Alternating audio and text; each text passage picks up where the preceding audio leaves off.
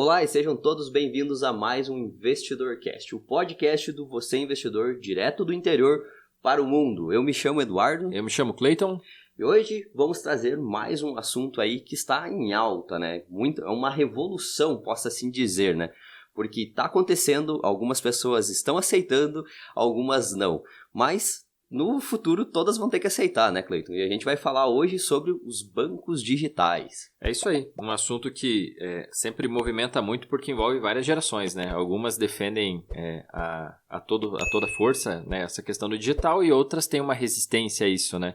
Mas isso é algo que vem se quebrando, assim como há um tempo atrás nós tínhamos a questão dos smartphones, né, de WhatsApp e tal. Hoje nós vemos que tem vô, vó, todo mundo aí com WhatsApp participando do grupo da família e tal, né? E antes era algo que parecia impossível, né? Parecia que aquilo não era para eles, mas dá para ver que com o tempo as pessoas vão se adaptando à tecnologia e vão se moldando, né? Quem diria que um vozinho, uma vozinha iria mexer no WhatsApp, nem que seja só mandando áudio, né? Exato. Mas ele tá lá participando, tá lendo tudo, tá junto lá, tá mandando o bom dia do grupo, né? E isso tá mudando na questão do sistema financeiro também. Como todo mundo sabe, né? Quando se fala num banco, se fala em fila, se fala em você entrar numa agência, se fala em você ter que falar com pessoas, isso demora e tal.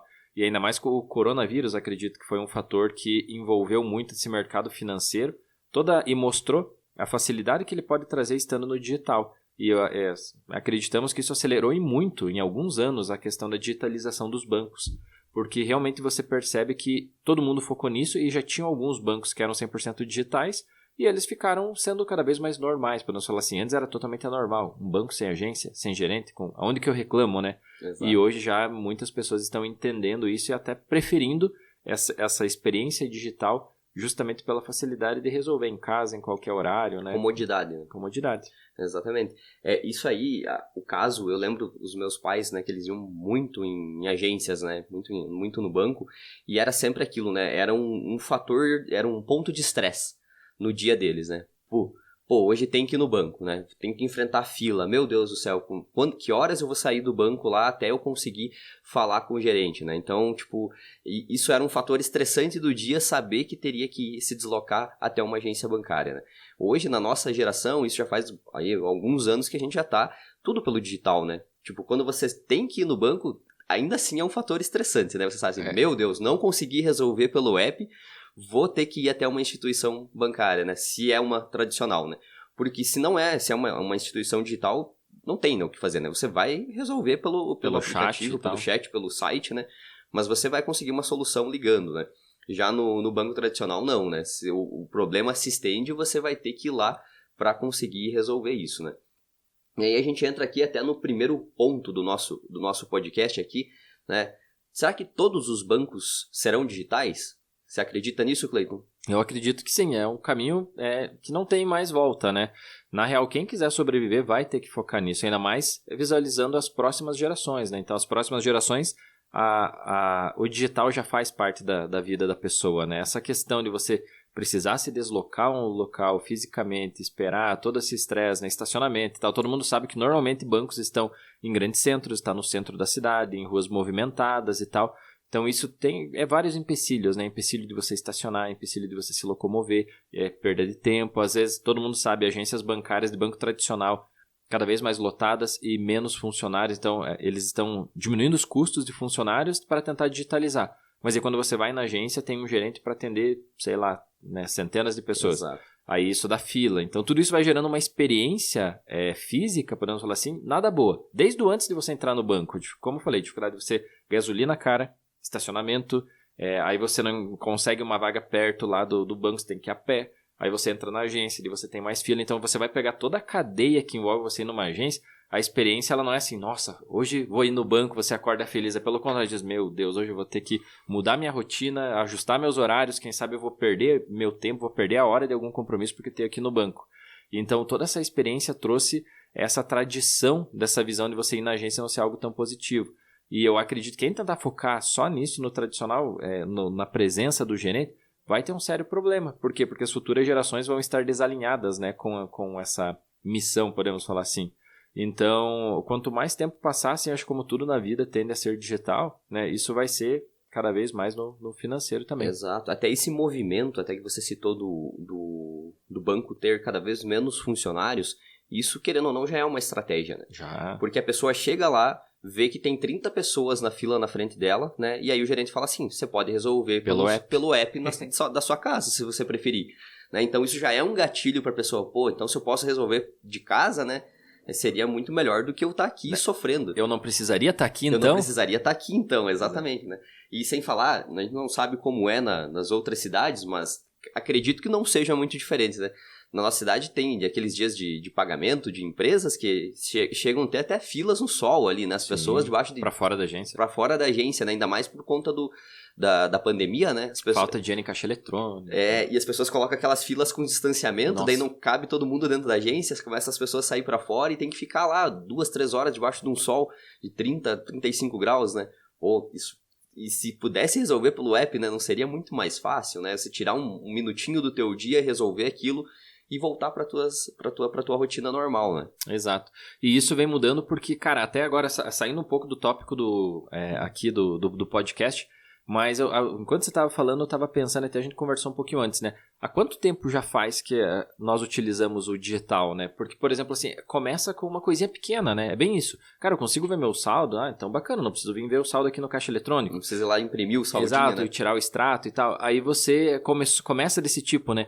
E aí nós estávamos conversando e, cara, foi puxando da memória, né? Eu lembro muito bem que a minha parte digital começou mais ou menos entre 2011 e 2012, só que na época não tinha smartphone, né? Porque era mais difícil, os celulares não tinham todas as funções, então não tinha o app, era pelo internet banking. Então eu lembro bem porque nessa época, até então, eu comecei a questão do financiamento da minha casa. Nessa época eu ainda não entendia muito bem de investimentos, eu fiz um consórcio para comprar um carro, e daí eu imprimi o boleto pelo site lá, então era no internet banking que eu tinha acesso.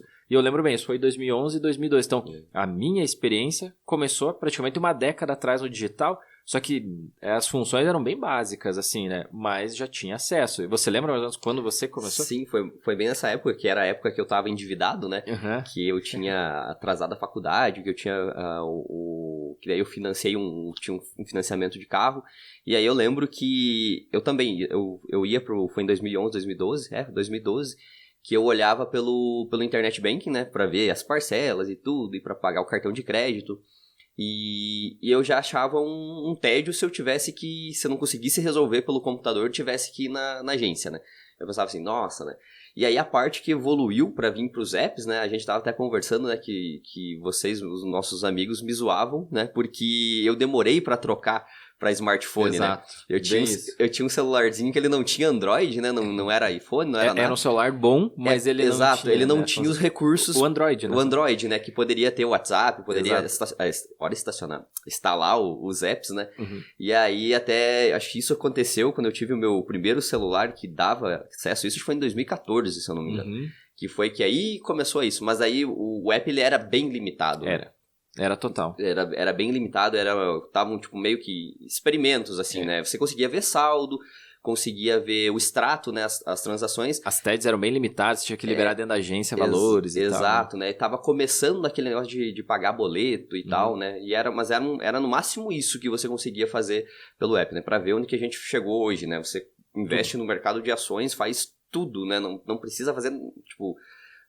vamos dizer assim, eu acho que 90% você resolve pelo app do celular, né? Total, até o exemplo dos nossos alunos, né? Temos vários alunos que investem em ações, estão montando a carteira para aposentadoria só usando o celular. Eles não têm notebook, né? Exato. Aí eles correm atrás do notebook para fazer lá a declaração de imposto e tal, mas lembrando que até isso pode ser feito pelo celular, na real, hoje, né? Mas eles fazem o curso, né? Eles acompanham, aprendem a investir pelo celular, eles fazem o curso pelo celular, eles fazem a matrícula do treinamento pelo celular. E eles fazem todos os investimentos, abertura de contas em bancos digitais, corretoras, simplesmente tudo pelo celular. Então, olha a mudança do digital aí. Aí é um processo totalmente digital, né? É uma pergunta que até se tornou comum, né? As pessoas perguntam, dá pra fazer o curso pelo celular? Posso investir pelo celular? Se eu fizer tudo pelo celular, dá certo, né? Essa é uma pergunta que a gente recebe bastante. E dá, né? A maioria dos alunos, na verdade, fazem dessa forma. Exato. E onde que nós queremos chegar com tudo isso? Daí complementando. E, cara, eu lembro bem também da introdução 100% no digital, foi realmente com smartphones e tal, eu me recordo foi mais ou menos em 2014, 15.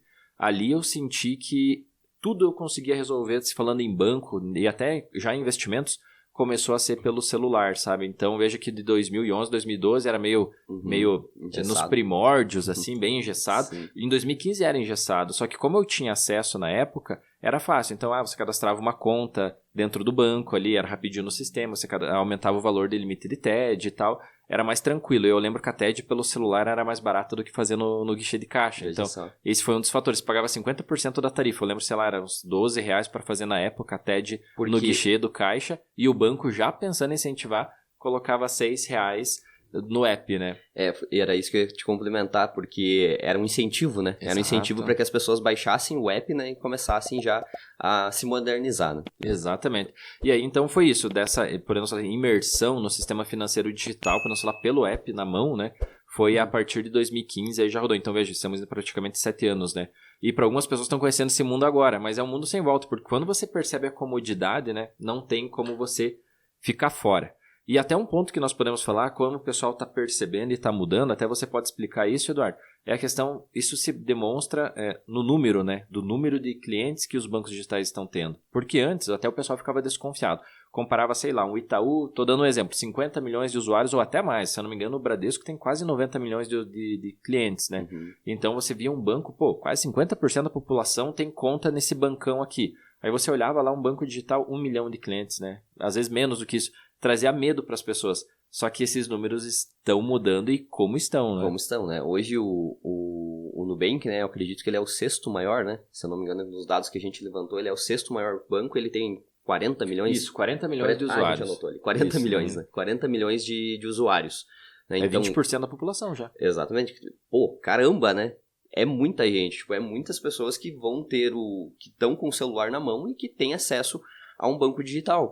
Que é a mesma coisa que antigamente era um número muito alto para bancos tradicionais. Total. Então as pessoas pensavam assim, nossa, esse banco aqui todo mundo tem, né? Todo mundo fala, você tem conta onde? A pessoa dizia, eu tenho conta no Banco do Brasil, Caixa, Bradesco, uma coisa, né? Sempre girava entre os 4, 5 principais, né?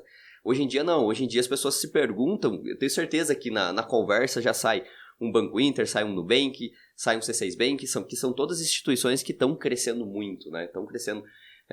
Claro, eu não estou citando outras instituições digitais aqui, mas tem muita instituição digital, muita instituição boa que está vindo aí e que todas elas vai ter espaço para todo mundo, né?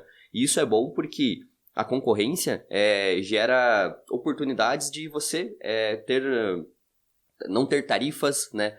Quando você vai fazer um empréstimo, um financiamento, pagar menos taxa, né? Então tudo isso envolve. A concorrência ela é benéfica principalmente para o usuário. É isso aí. Você chegou a comentar o número de usuários de cada banco ou não? Não, só falei do Nubank. Pessoal, então trazendo alguns números. Até o que mais... Ele nem é um banco digital que seria o PicPay, mas o PicPay foi uma explosão, né? O PicPay, 1/4 da população brasileira tem conta no PicPay. Aproximadamente 50 milhões de usuários têm conta no PicPay. Só que ele não é um banco digital, uma carteira digital. Aí como veio o auxílio emergencial e tal... O que aconteceu, várias pessoas poderiam utilizar o PicPay para receber esse auxílio, né, com uma conta digital e acabaram fazendo esse cadastro lá que era rápido. Mas veja, falando em PicPay, então 1/4 da população tem conta. Como o Eduardo falou, no Nubank, 40 milhões de pessoas têm conta no Nubank, né, praticamente 20% da população. Banco Inter, 12 milhões de usuários. Né? E também o C6 Bank agora chegou a 10 milhões. Lembrando que há um ano atrás, o C6 tinha 1 milhão. Ou seja, em um ano, ele fez vezes 10 o crescimento dele. Há 2 anos o C6 Bank começava a existir.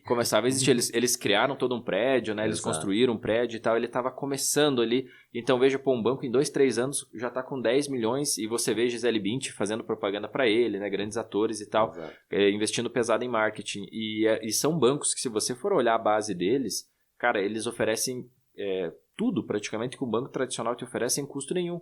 E ainda com benefício, né? Porque você tem um programa de pontos com cashback, você tem um programa de pontos que você pode trocar por milhas aéreas sem pagar nada. Coisa que num bancão você até tem acesso a isso, mas a tarifa vai pegar em você, né? Ou você tem que ter gasto, investimento. Então, num banco tradicional é difícil você conseguir o 100% do CDI, né? É muito difícil. Num tradicional você já parte disso, né? Já parte disso. Então você vê que é uma nova abordagem e as pessoas estão percebendo isso e estão indo rumo a isso, porque o crescimento desses bancos está sendo muito grande. Exato. É uma coisa muito diferente, principalmente na parte assim, para eu usar a minha conta corrente no banco digital, eu não preciso pagar tarifa? Porque no banco tradicional é assim, né? Se você tem a poupança ou uma conta salário, você não tem tarifa. Mas movimentou a conta corrente normal ali, pode contar que no próximo mês você já vai ter uma taxinha ali sendo cobrada. Por quê? Eles dizem que já são serviços premium, né? Alguma coisa assim nesse sentido, né? E você já acaba pagando essas tarifas. Coisas que no banco digital isso já nasceu sem existir. Né? Então, você já começa a economizar dinheiro aí, né?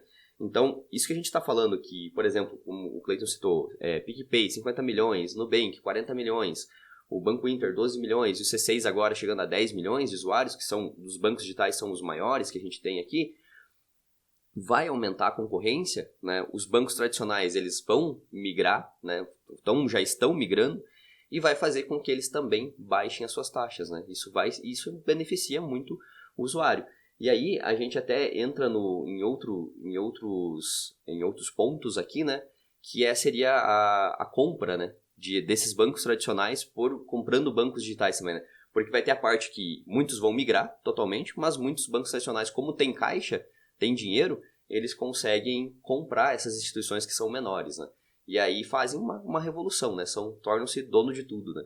Eles ramificam, né? Exato. Ou seja, eu compro o meu concorrente, deixo o meu concorrente com a cultura dele, com a forma de investir dele, a forma de oferecer produtos e serviços, porém eu continuo ganhando meu dinheiro aqui e agora eu sou sócio de uma empresa que pega podemos falar assim, uma área que eu não abordava, né?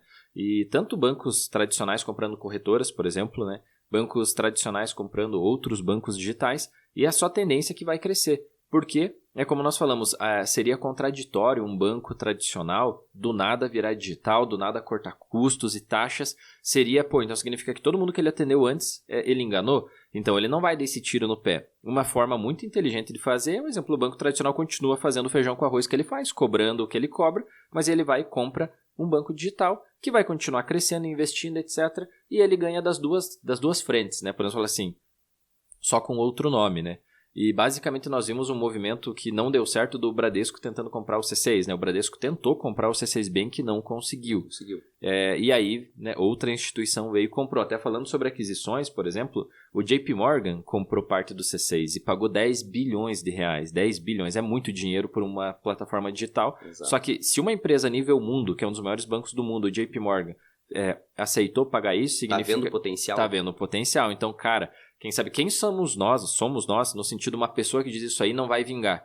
Cara, um dos maiores bancos do mundo colocou 10 bilhões num banco digital brasileiro que chegou agora a 10 milhões de clientes, é um banco pequeno. Então, será que ele está vendo potencial de crescimento? Com certeza, senão não gastaria um capital bilionário, né? Esse valor acho que foi até superior do que o Bradesco pagou pelo HSBC, se eu não me engano. Para você ver o tamanho das operações que estão acontecendo se falando do digital. Por quê? É tendência de futuro, né? Você está comprando algo que está completamente alinhado. E nós tivemos outras aquisições aí também, né? De grandes bancos. Até só dando complementando essa parte que você falou do Bradesco ter comprado o HSBC, né? Ver que a visão ali não era uma visão futurística ainda, né? Porque quando você compra principalmente uma instituição física e muda o nome e tenta trazer ela para o teu patamar... Se as pessoas que estavam lá já não tinham conta no seu banco, né, no caso do Bradesco, é porque não gostavam. Exato. Né? Então, o fato de, por exemplo, o Bradesco ter feito a aquisição do HSBC, pode ter certeza que metade dos clientes eles perderam. Né? Uma boa parte, sim. Porque as pessoas que já estavam lá, estavam no HSBC porque gostavam do jeito que era, da forma que eram tratados, do tipo que era a instituição. Só que o Bradesco fez naquele sentido de tentar unificar e virar Bradesco também, né? Então, a pessoa pensa assim, eu já não gostava do Bradesco, eu não gostava do atendimento, né? Por exemplo, né? Ela não vai continuar no Bradesco, né? Ela não vai continuar no HSBC porque agora vai virar Bradesco. Se fizesse aqueles tipos de aquisições que simplesmente você compra e deixa rodando do jeito que tá, aí é diferente, né? A mesma coisa acontece hoje com as instituições digitais. Tem instituições aí que o pessoal não tem a mínima ideia de quem que pertence. Exato. Né? O pessoal não sabe de quem pertence e tá lá, não, nossa, eu gosto muito disso daqui e critica outra instituição, né? Só que nem sabe que a outra é a dona daquela. E na real, até quando eles descobrem que aquela instituição tem parte, até traz mais confiança, não? Porque aquele lá é um grande banco, então significa que é mais confiável ainda. Eu não gosto daquele, mas esse aqui deles tá muito bom. Exatamente. E se tem a garantia dele, isso me traz mais segurança. E seguindo nas aquisições, né? A primeira que nós tivemos foi lá em 2016, 2017, foi a XP comprando... o Itaú comprando a XP. Então, na época, a XP não era a gigante que era hoje. Era uma gigante, mas hoje é muito maior, né? Sim. Então, o Itaú comprou, foi uma revolução, porque foi um banco tradicional comprando uma empresa que tem toda a característica digital, uma característica, cara, de assessores de investimento. Ou seja, o pessoal está tirando o dinheiro dos bancos e o Itaú vai e me compra essa empresa. Quebrou muito o padrão do mercado, porque os bancões eles se colocavam como intocáveis, né? Nós somos um castelo, e todo o resto que está para fora não me interessa. Aqui dentro da minha fortaleza ninguém entra. Eu compro, trago para dentro da minha fortaleza e ou acabo com essa empresa ou coloco minhas regras, né?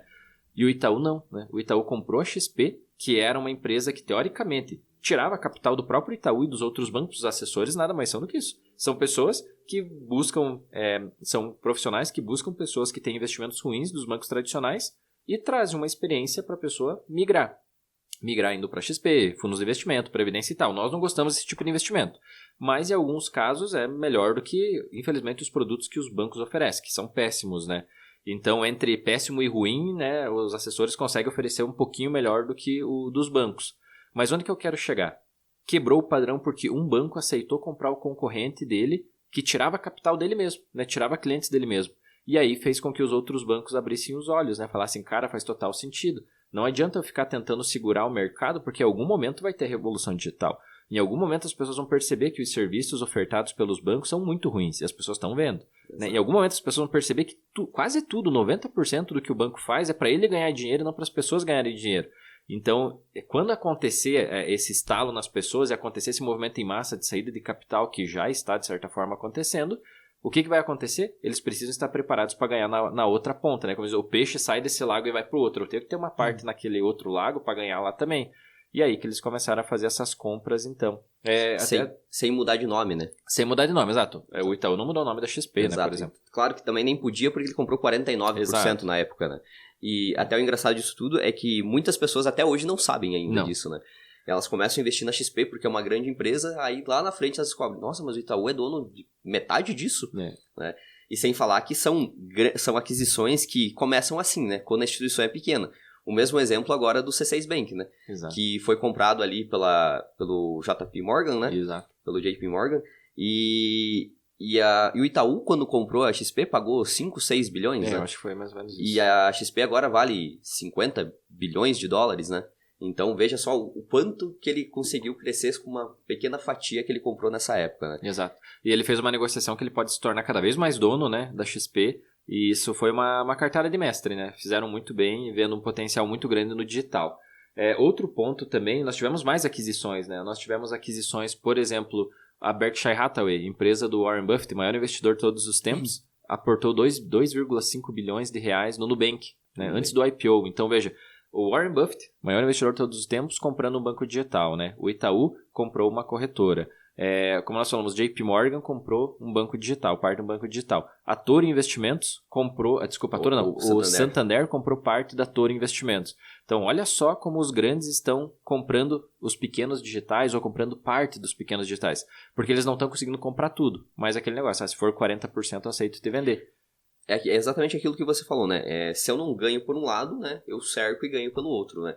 E a estratégia é muito boa, né? Tipo, faz a aquisição e as pessoas não ficam sabendo, né? Ela faz a aquisição... Tipo, ou sabem no momento, mas você não muda nome, não muda cultura. Exatamente. E as pessoas aceitam. Isso, a vida segue, a pessoa continua utilizando aqueles serviços e ela acha muito bom.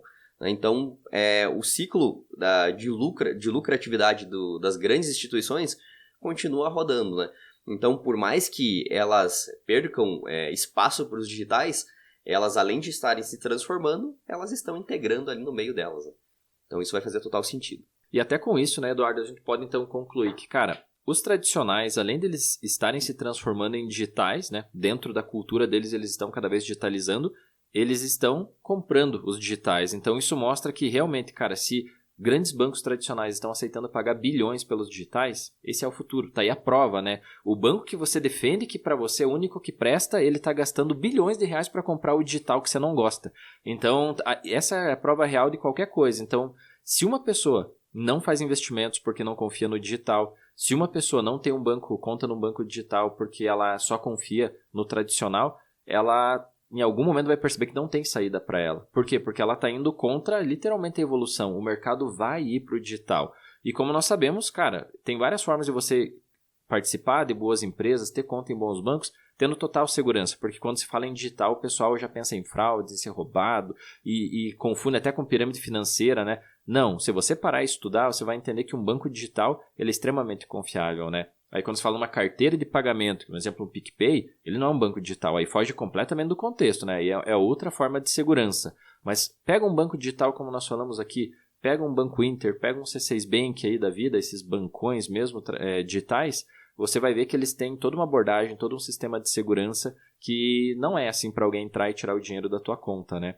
E outro ponto, como nós falamos, grandes empresas estão tentando comprar e fazer parte desse crescimento porque o futuro tende a ser digital e é onde as pessoas vão estar... Até o papel moeda, né? Hoje o papel moeda ele é digital. Perceba na tua vida, se passa no débito, no crédito e tal, você não vê o teu dinheiro, é um número, né? Então isso mostra como o dinheiro já está ficando digital. Às vezes menos, né? Você tem contato com o papel, né? Exato, então esse mostra que é só tendência, são várias provas que nós estamos trazendo aqui para aquela pessoa que acha que, não, isso em algum momento vai parar. Não, o digital do sistema financeiro não vai parar. Se você ficar esperando, você só vai estar se atrasando, porque o mundo vai continuar nisso cada vez mais no digital. Exato, e agora, aproveite esse momento, né, porque está todo mundo migrando, né, tem várias pessoas utilizando, você não vai ser o estranho que está fazendo isso.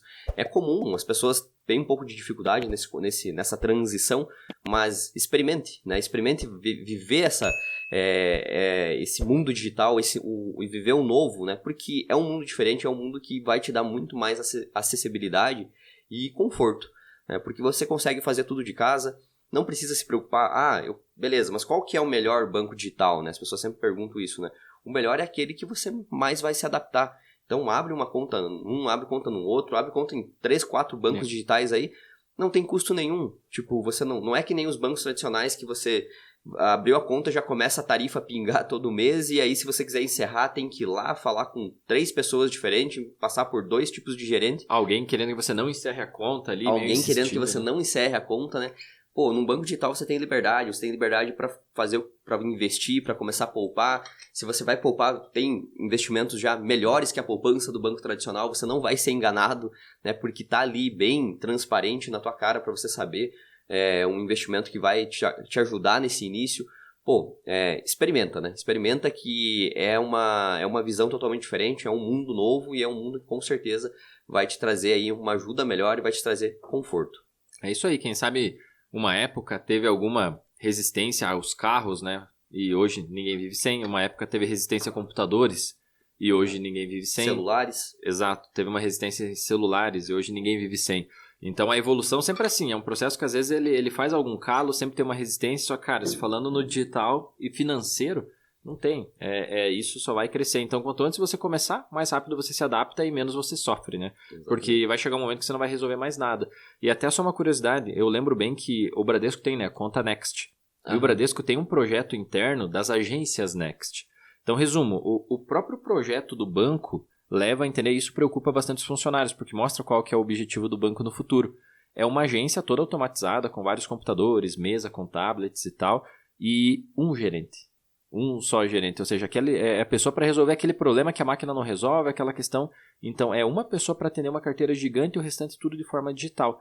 E isso está num projeto lá escancarado, né? Se você ir lá em São Paulo, na matriz do Bradesco, eles têm um protótipo, né? Uma agência montada, Next, que eles imaginam que vai ser o layout do futuro do banco. Várias telas, vários caixas eletrônicos, ou seja, várias questões da pessoa se auto-atender, tudo digital. E aí, para realmente um gerente só, coisa que hoje você vê quase ao contrário, né? Até tá mudando, mas antes você vê muito mais gerentes, pessoas trabalhando do que máquinas, né? Caixa eletrônico. E agora já começa a notar, não tem muito mais caixa eletrônicos nas agências e os funcionários meio parelho ou até menor. E futuramente isso a gente sabe que vai reduzir. Exato, e isso aí ainda pode até mudar, né? Pode. Porque isso aí foi um projeto que foi pensado em uma época que ainda não era tudo digital como está agora.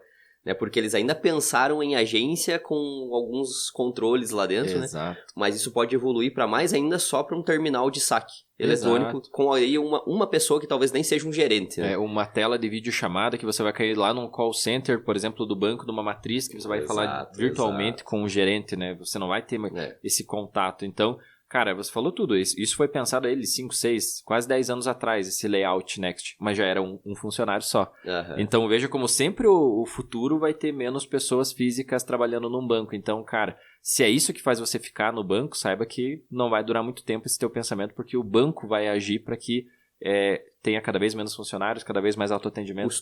Custo menor, tudo digital. Exato.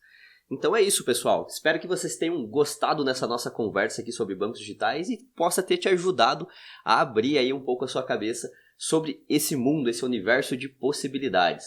Esse foi o nosso podcast. Não esqueça de nos seguir nas nossas redes sociais. Se você está assistindo pelo YouTube, deixa um comentário aqui embaixo. Não esquece de seguir também a gente lá no nosso Instagram, no @você.investidor. Por hoje é só e nos vemos no próximo podcast. Valeu, pessoal. Até a próxima.